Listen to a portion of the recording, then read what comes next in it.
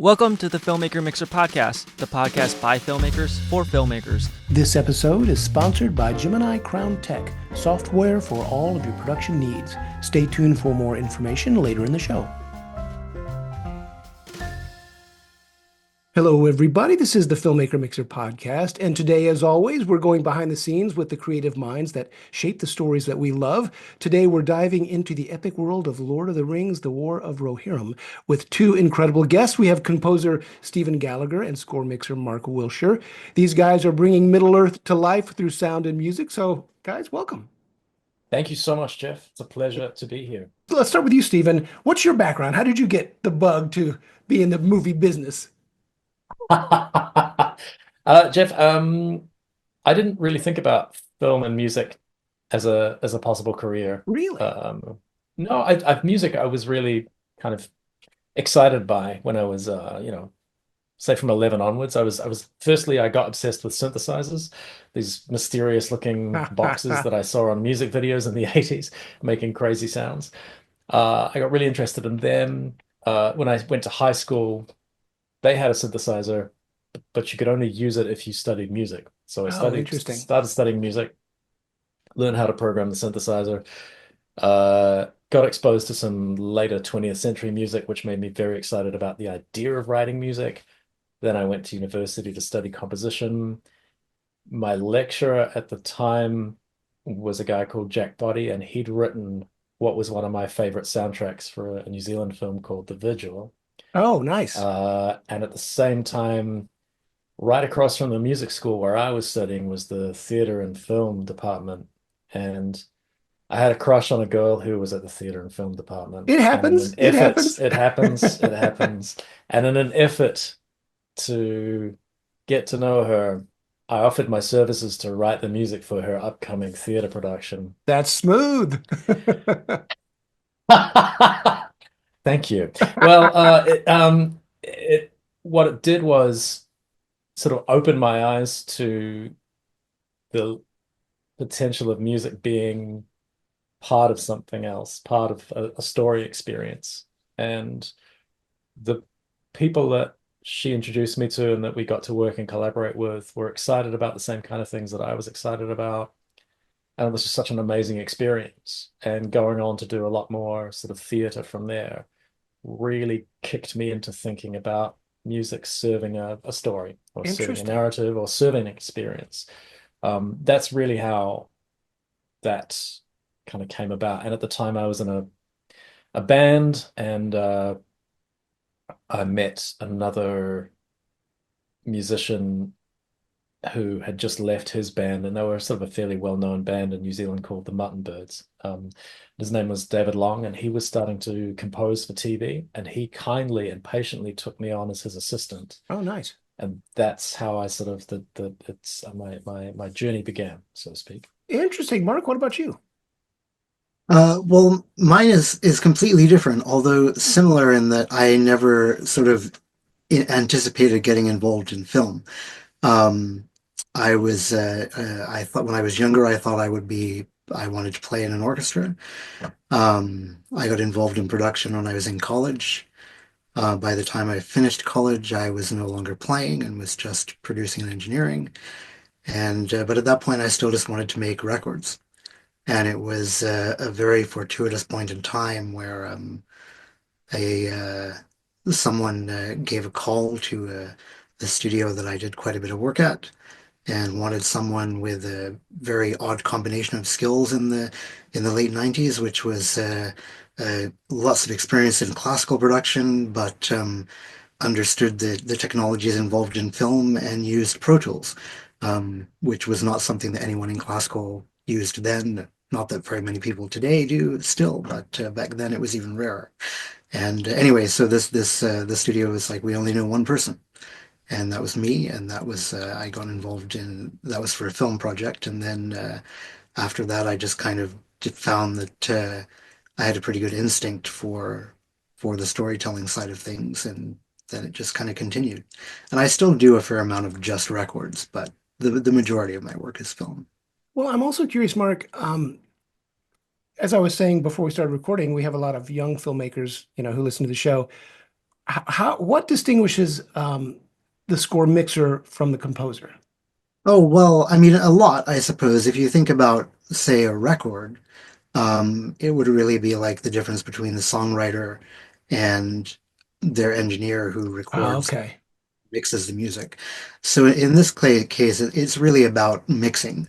Um, and I mean, I work with Stephen effectively as, a producer as well. So we have there's a lot of creative discussion between the two of us, but So ultimately, you're the Alan Parsons of the group. Is that Yeah, he's the um, I, he's I'll the take that. George Martin to my Beatles. exactly? Yeah, He's yeah. he's he's the Rick Rubin to my LL Cool J. But yeah, so Stephen writes the music, and then I take care of the sort of production side of things, if you. Interesting. Interesting. Well, I'm also curious, Stephen, when I was reading some of the background on the show, you talked about, wanting to honor the original trilogy, but bring new ideas and new things to it. What was that like? How did you, I know this is sort of a nebulous question, but I want to jump into the Sure. creative process of making that balance. How did you achieve that? Trial and error. That's a good But way.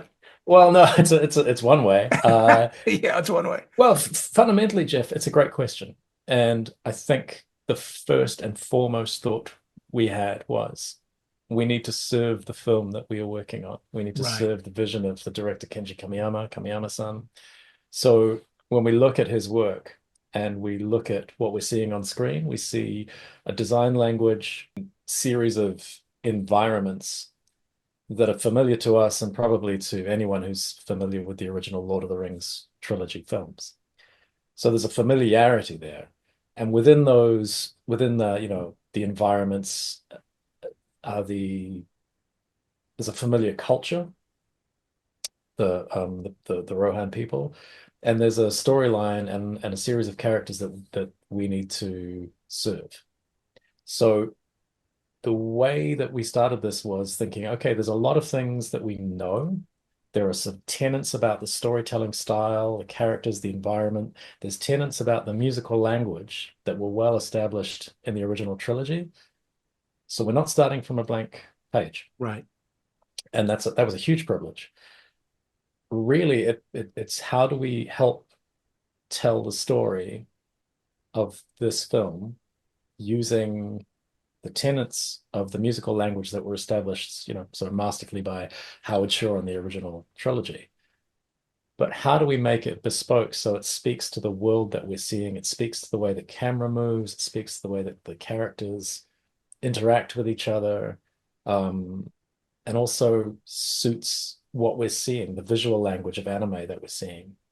So that those are the compass points, if you like, on the map of trying to figure out the approach to respectfully incorporating a musical language and then developing it so that it speaks to the film that we are working on. Interesting. Interesting. And I'm curious, we'll jump over to you, Mark. I was talking with, we had Richard Overton on the show, who's done a lot of editing Oh, and animation. And he brought up something I had never thought of before, that you want to pick the right medium that serves the story. Animation will serve a story in a different way that a live action film will serve a story. So I'm curious, since this is one of the first, Tolkien's in animation, or at least, from this team, um, does that affect how you, in Stephen's case, create the score, but Mark, in your case of engineering, just the rhythm and the style and the movement of animation is different. So does that affect your process? I guess it definitely does. I think Stephen can talk to the sort of composition side of it, but it actually, it was interesting in working on this because we realized kind of partway through that sort of sonically in terms of the scale of the how the orchestra sounded, how the instruments sounded, that it needed to be um, sort of more present and more compact and less spacious than what we would have done for a live action version. And it was largely because what was interesting is in sort of doing it initially, how we might more think we would approach this music. Um, it sort of sat behind the film in a way and wasn't really a part of it. Explain that. I don't unpack that a little bit. What do you mean it sat behind the film? How do you Well, mean? it's sort of- if you're sitting there watching the film, it was sort of like the music when it was, if it was more, if it had sort of more reverb, more space around it, as you would tend to have in a live action film, it tended to feel like it was coming. It's like if the image of the film was sort of here in front of you and all the action sounds and everything were here, the music was sort of somewhere over here and not really a part of the film. Oh, interesting.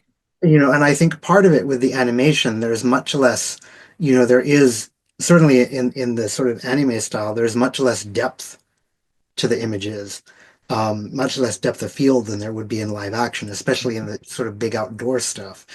And also with the sort of two-dimensional characters, they're really right there on the screen. And it somehow feels visually closer to you than I think sort of an actual shot live action film does. And so they felt like the music sonically needed to be similar so that the two are working together, um, rather than being two sort of separate elements that didn't quite fit. That's fascinating. I hadn't thought of it that way. That's really interesting. And Stephen, how does working in a soundtrack for animation differ, if it does? Maybe it doesn't, but how does Mhm. that differ in terms of composing, or is it just the same thing? I mean, broadly speaking, it's the same thing. Yeah. There are idiosyncrasies with animation and anime, and certainly in this case, that do make the process a little different. So fundamentally, your job is still the same. Right. You want to Uh, sell the story, elicit the yeah, we emotion. want to Yeah, serve sure, exactly. Kamiyama-san's vision with a live action film. When you see the very first cut as a composer, you might not see a finished, project, but you'll see the characters, the actors, how they move, how the clothing moves on them. You'll see the environment. You'll see the way that they interact with each other. You'll see all of this pretty much across, the rough cut that you get delivered. It'll be self-evident from the outset in most cases. With animation, that's not the case. With animation, in our experience with War of the Rohirrim, we saw the film sort of come to life over a longer period of time. When we first saw the film, there were very few parts of it that were fully rendered animation, and a lot of it that was sort of almost like pencil line drawings. So beautiful but quite abstract Right. and quite hard to. I felt like we had to bring a lot more of our visual imagination to what we were seeing and what we weren't seeing. Um, and so really working over the period of the film, you slowly see the image um, emerge, and it gets more and more cohesive every time you get delivered a picture. But it's a process that takes a lot longer than it does in live action films, and the world sort of seems to slowly emerge. So for me, what that means is that we're constantly making revisions as we see some of the images get further along in the process as they And sort of are clearer and more defined. I'm curious, when Um, you say you're making revisions based on the images mhm, coming to life, mhm. what would motivate that Oh, decision? absolutely great question. Yeah. Well, so it can be a number of things. It can be as going from sort of something that's almost quite abstract, like a line drawing, um, the way that the final artwork is rendered. Sometimes the camera moves are different. Sometimes there's a movement or a speed to the scene that once fully rendered feels very different to what you initially thought it was. So it can be anything from like timing changes to emotional intent somehow shifting once the picture is clearer, the what emotional subtext you can see on a character with the limited sort of emotional facial expression that you see in anime. Right. Sometimes that can change things. Sometimes it's just a question of like timing in terms of like lines being delivered or action taking place at a slightly different speed. All of these little things really that sort of that you change because it just helps the music sit better with the imagery and the story. Right. No, that makes If that sense. That makes makes sense. sense. And Mark, again, I mentioned that we have a lot of young filmmakers that listen to the show. What's the collaboration like between you and Stephen? What is that process like? Oh, well, that's a great question.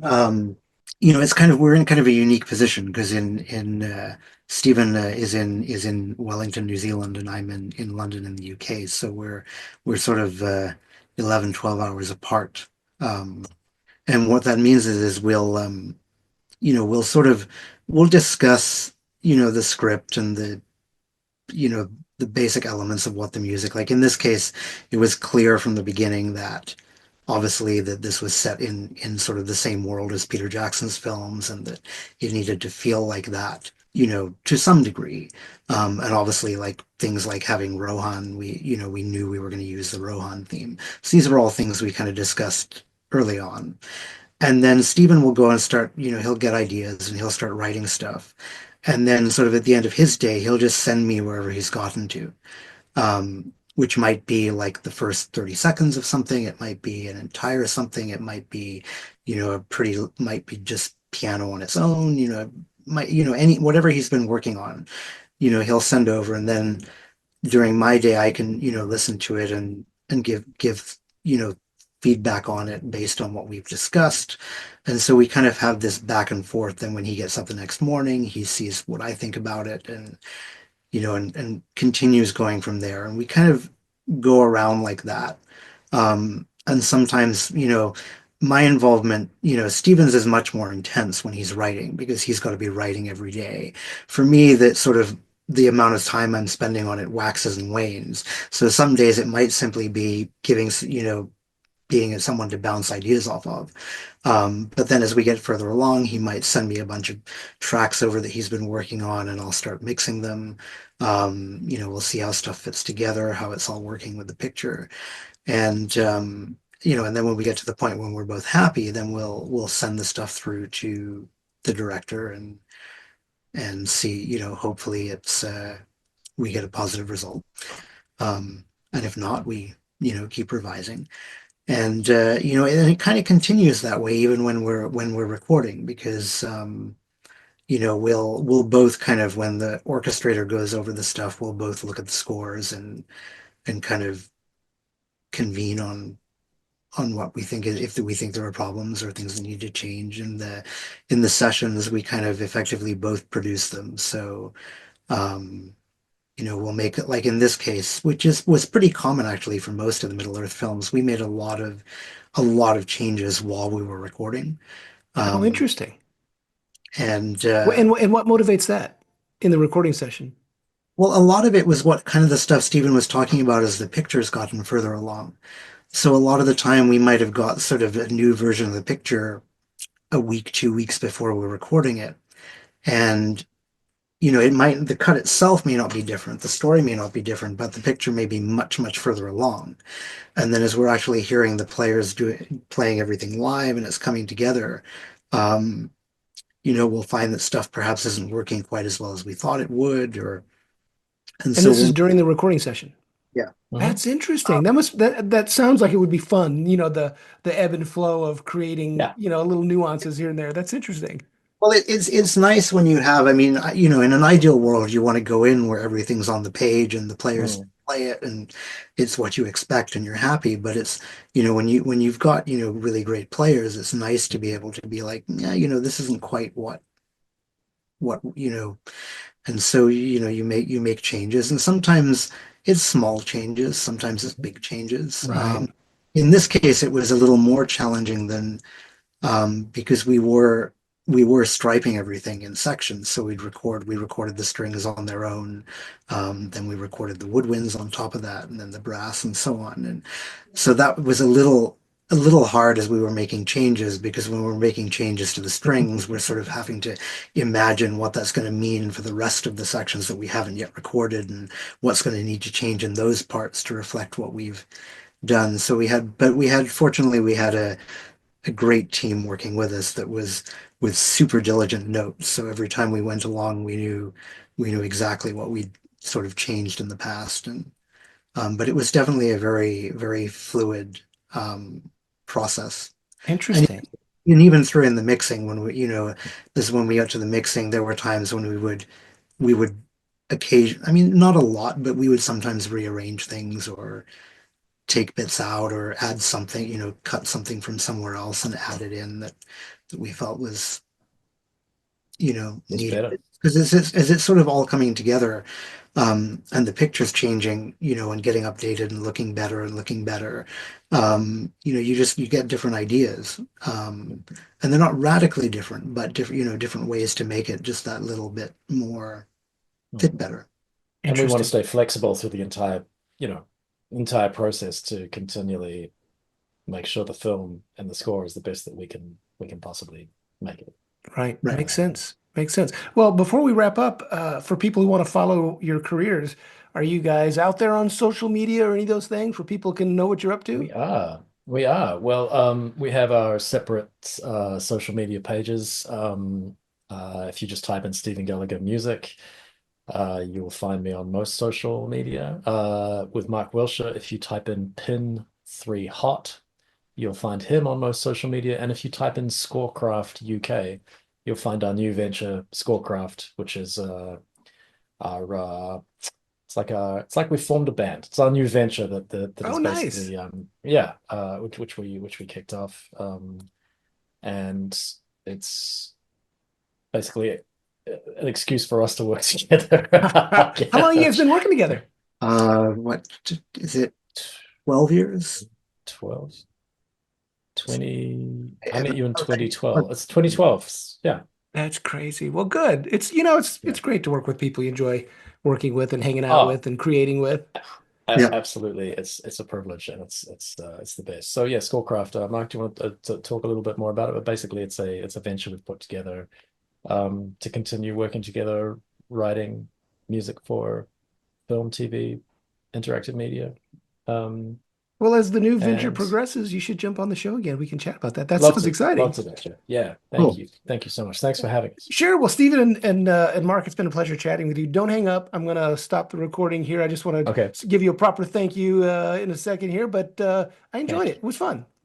thanks so much, Jeff. All right. Thank Take you. care, guys. This episode is sponsored by Gemini Crown Tech, owned and operated by Stephanie Moore and Stephanie Harrison. We at Gemini Crown Tech have covered all your production management needs with our proprietary software. Please visit our website at www.geminicrowntech.com and use the code FMP for Filmmaker Mixer podcast listeners, so we know how you heard about us. Thank you for listening to the Filmmaker Mixer podcast, a podcast created and hosted by filmmakers Jeff Stolen and Andrew Lamping and produced by Melody Lopez. Our theme song was composed by Stephen D. Bennett.